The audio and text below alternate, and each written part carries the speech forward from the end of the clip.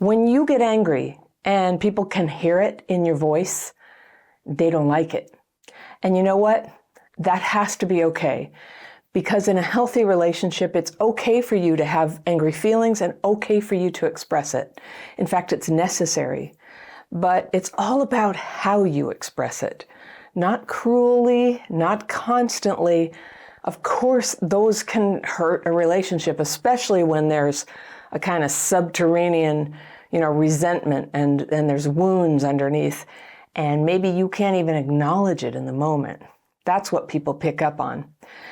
But this other factor is that no matter how nicely you express yourself, and you must express yourself somehow or it's not a relationship, are they emotionally mature enough to handle the disagreement or even an argument and not have to rage at you or leave the relationship?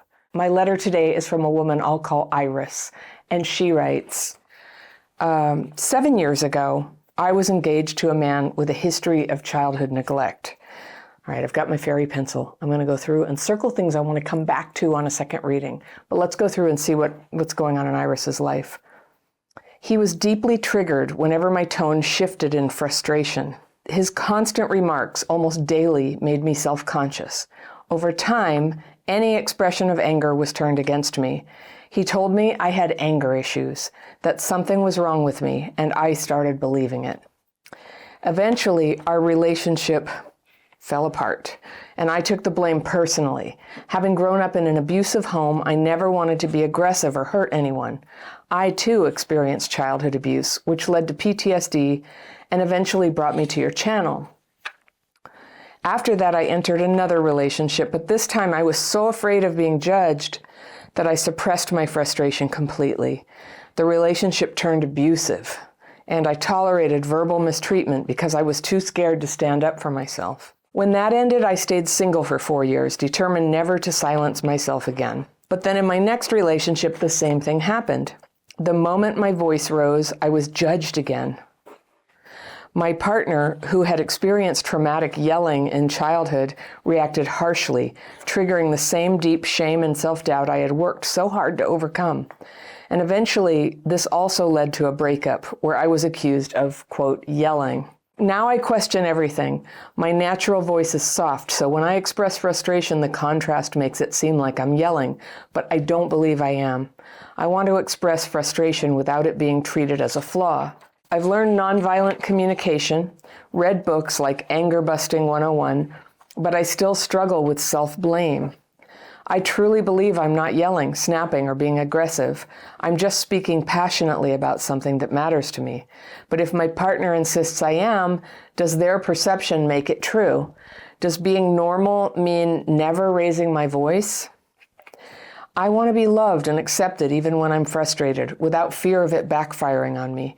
I'm tired of always having to be perfect, quiet girl, as was expected of me in childhood.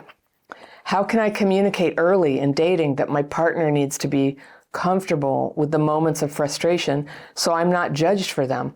And how do I finally let go of the shame? All my exes are now in long-term relationships, making me wonder, was I the problem all along? Can you help me make sense of this? Thank you. All right, Iris, let's go through. I was drawn to your letter because it's a tricky case because I can't hear your voice. And I guess the one thing that lends credence to your fear that you are the problem is just that it's happened twice. But then again, I don't know, because one of your relationships led to abuse.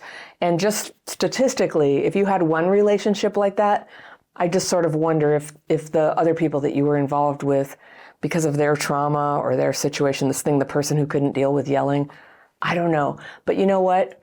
If you've worked on yourself and you are the way you are, and I don't think it's unreasonable to hope for somebody to love you who kind of likes you as you are, if you're truly not abusive. So in my family, my mother is she died a long time ago, but she was from Brooklyn.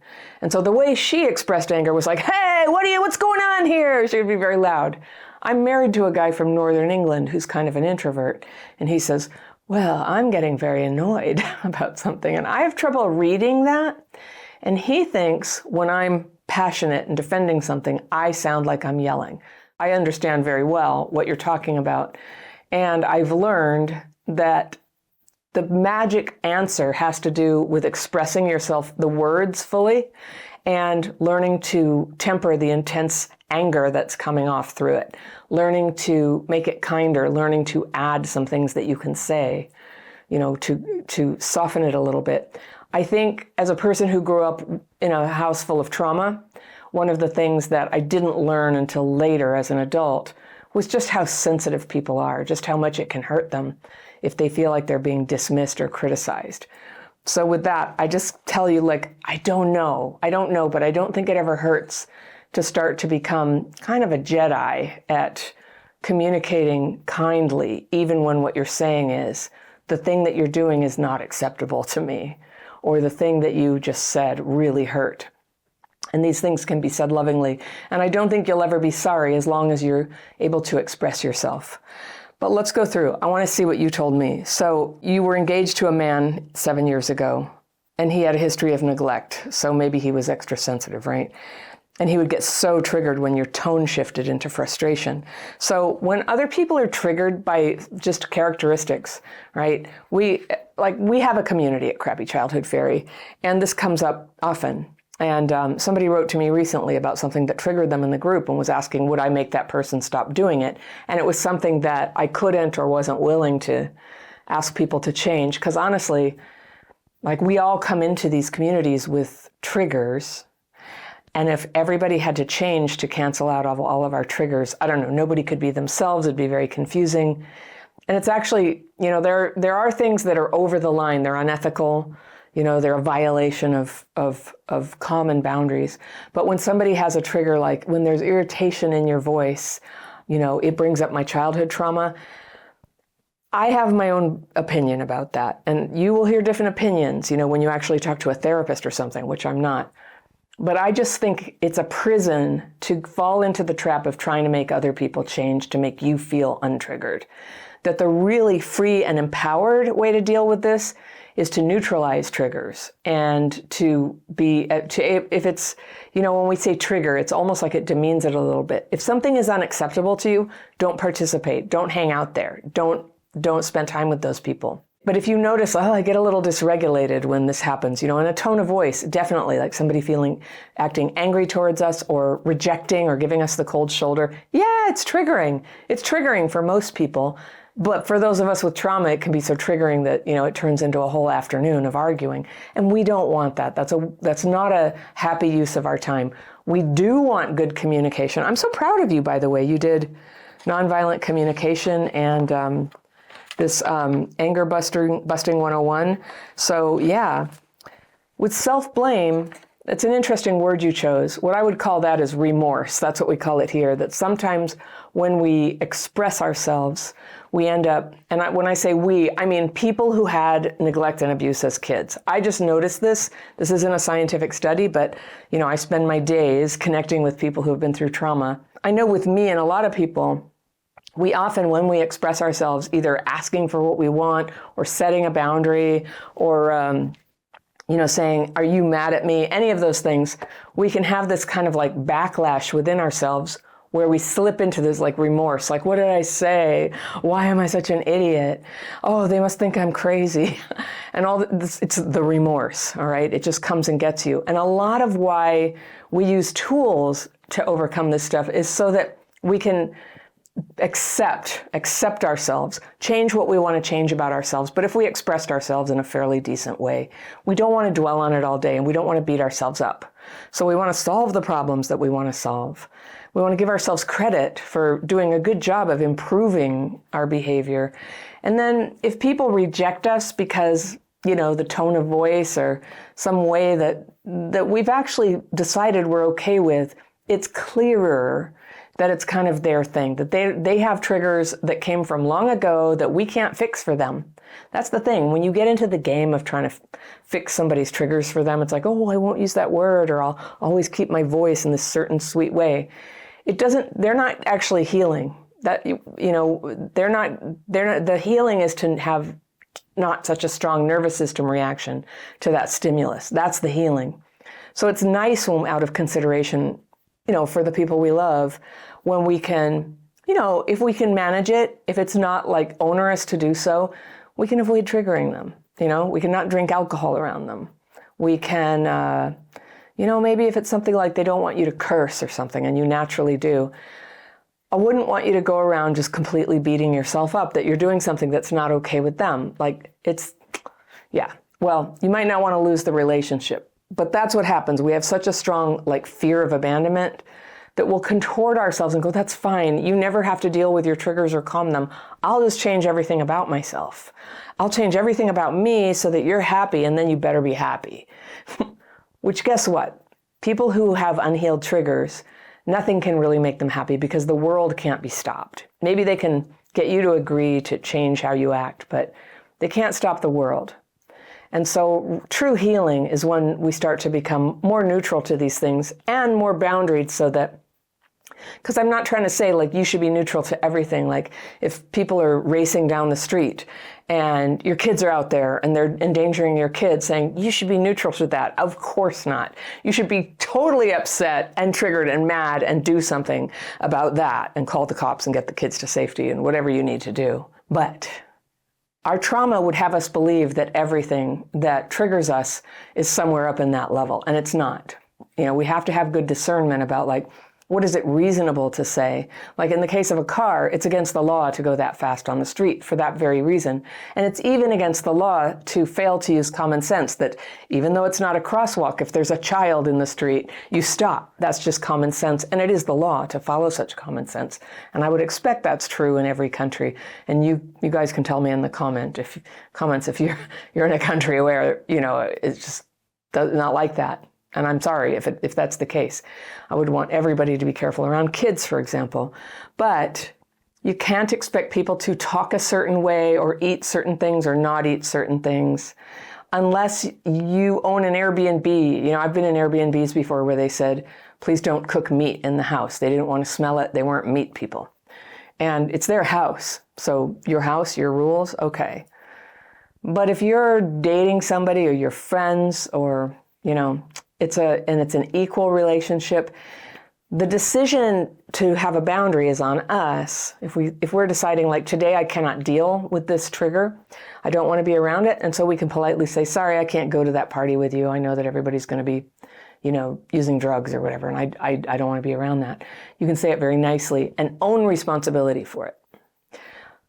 Right? But if let's say you're doing something very mutual, like you're meeting at a restaurant for lunch, it's not for us to tell people what they can eat, what they can say. And if we're really not okay with who they are, we have to ask ourselves, why are we in their life anyway? And I think that sometimes, especially early in healing, it's easy to get confused about what setting a boundary is versus what is trying to control another person. So we set boundaries sometimes so that we don't have triggers that make life just too hard to deal with. I can't, it's kind of like being sick for 3 days if you get gravely dysregulated because of some difficulty with somebody. But, okay, tough love, we have to own that as kind of our challenge. And we can ask other people, but if they can't do it, we still have to take responsibility. Here I am, I'm hanging out with somebody whose behavior I don't accept. And so maybe it's time to back off. And you don't have to do it cruelly. You don't have to blow up the relationship. Maybe it's time for that, but you don't have to. So that's really me talking to these people you've been dating about what you can expect about triggers.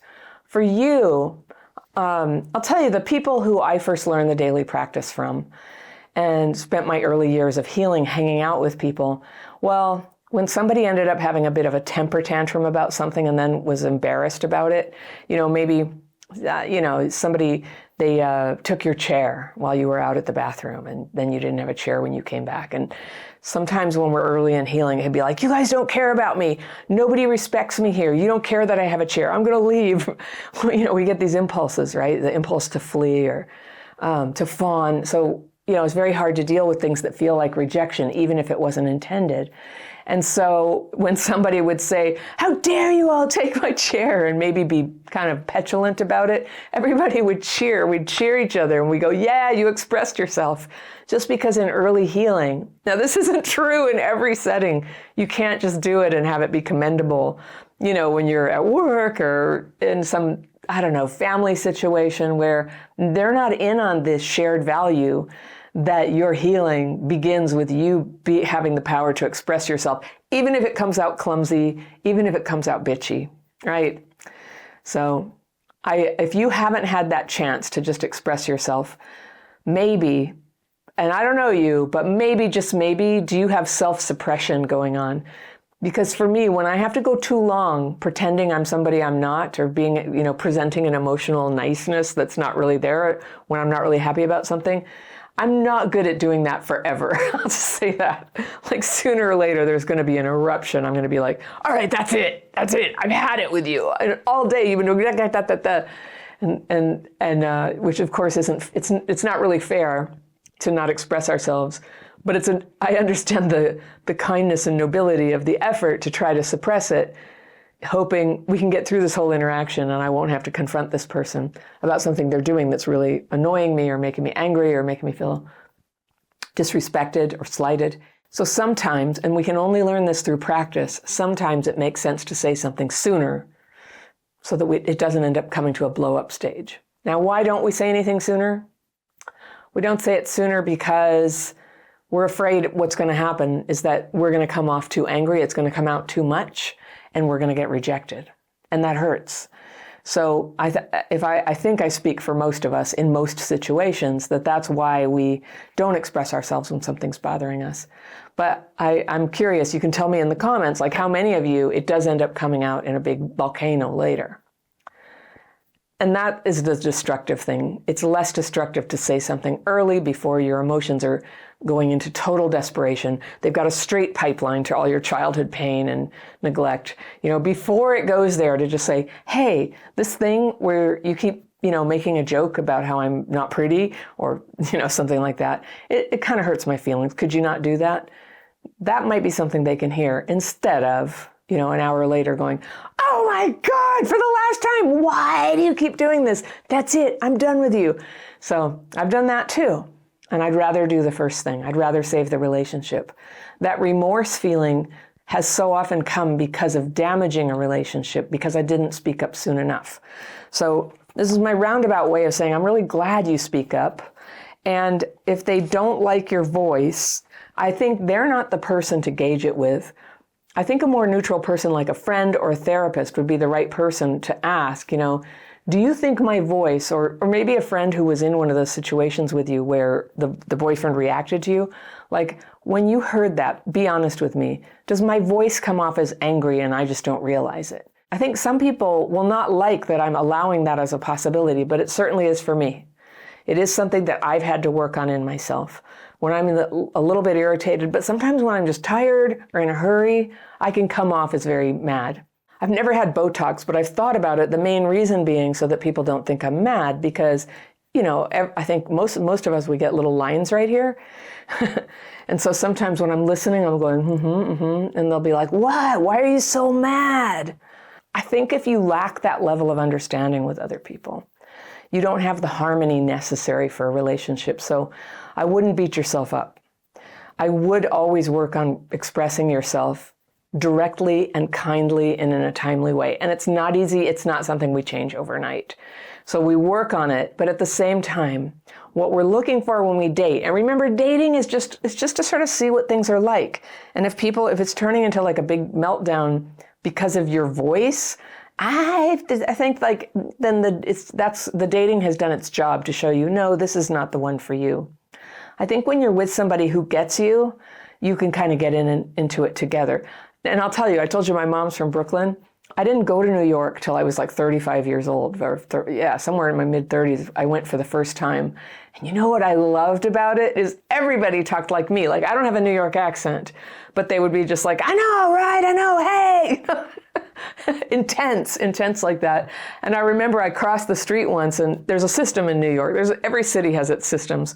Some you can jaywalk, some you can't. Where I live in the Bay Area, you can jaywalk, but you have to be really clear of cars. And that's basically true in New York. Like, everybody jaywalks. Everybody's just trying to keep everything flowing. But if you obstruct a car that's going through a green light, they will scream bloody murder at you. I have been torn a new one so badly before by misunderstanding the rules and just going, we can walk, right? And they'll slow down. No, they won't. They'll get really furious at you and call you names. But I remember I got called the worst names in the world and I was like, whoa. And then I was like, I love this. I love it because I know where I stand. That helped me go, okay, so we don't do that. I don't like yelling though. Really, in the end, I don't like yelling. And I grew up with a lot of it. I have a little bit of sensitivity to it. But, you know, as somebody who has lived with dysregulation, including emotional dysregulation, I have taken it and I have dished it out. And I never like the results it gets. So it's just something that I always want to be mindful of and work on and not lose myself in that respect. So I'd suggest the same for you if you want to do that. But the real project in relationships, you know, when you're out there dating and trying to find somebody you might like to, you know, really be with, is taking it really slow so you can see what the dynamic is. And when they, you know, when there's that much like, when they're that put off by your personality or your voice, I mean, your voice, right? It's your voice, it's part of you. They just might not be the right ones. So the hard part is going slow enough that you don't get all attached before you find out that there's an incompatibility there. Again, though, you can't go wrong working on yourself and your people skills, your kindness skills. You can't go wrong with that, but it doesn't mean that everything's your fault and you should shut up and be the nice girl. It's a recipe for yelling, isn't it? The thing that helped me get clear about which parts of my speech, which ways of expressing myself do I stand by, do I feel good about, is I had to get free of all the fear that I'm unacceptable in ways that I can't even detect. And that comes from two things. It's not just going, everything I do is fabulous at all times. It's not, right? It's not. So it's simultaneously self-awareness and working on yourself and being able to humbly face where you might be making a mistake and liberating yourself from trying to fit everyone's expectation about what you're supposed to be like. And it's not an easy line to find sometimes. And it changes. With this person, you might have to be like a little more gentle. With this person, you can be more yourself. But to be attuned to that, you know, that's what healing brings you. So stick with it. So how I learned that, the fear of what other people think and resentment at them that I can't express myself had to go. And how I get those out is with my daily practice techniques. I talk about them all the time, I know. But at this point, we have, I think, hundreds of thousands of people who have learned it. And I've had the pleasure of watching people have a real change from just having this simple means to express themselves on paper, occasionally to read it to a friend who also does the daily practice. We don't use it to communicate our anger to the person we're angry at. I guess you could in very rare cases, but that's not how we use it. But sometimes we just read our fears and resentments to a friend. The thing I want to emphasize, whenever I talk about this, there will always be people saying, I saw a video about this on your YouTube channel and then I did it and I didn't feel better. I'm like, don't just take what I just described and run with it. You can make yourself feel worse when you just list a bunch of things you're angry about. It's a specific technique and it's simple, but it takes me a little while to teach it to you. You can totally learn it. So I put it in a free course for you. It's also in my book, Re-Regulated. And I teach it in detail there, or in my free course, The Daily Practice. And I have links to both of those under every video I make in the description section. If you look under the video, there's like a few lines of text and then it says more. You click on that and it opens up and you'll see all the links to stuff that you can get from me, much of it free, some of it paid. But check it out because this is where you can learn about the science, strategies, symptoms of trauma that are good to know. Some people take this information to their therapist, some people just work on it themselves, but there's a lot to be gained by starting to learn about what are the common patterns of how trauma affects how we communicate or who we choose to date. You can start to learn the common patterns and recognize things in yourself because you have a lot of power. You have a lot of power to transform aspects of yourself that are still a bit trauma-driven. You can sort of detach the trauma from it, heal the trauma, and the new behaviors, for instance, your voice and how you speak, it starts to come out more in the way that feels great to you, that feels friendly when you want it to be friendly and stern and boundaried when that's what you want. You have more direct relationship between your intention and how you're perceived. So that's good. That's some practical knowledge. So if you want to learn the daily practice, it's free. There's a link right over here that you can click on and learn this in less than an hour. And I will see you very soon.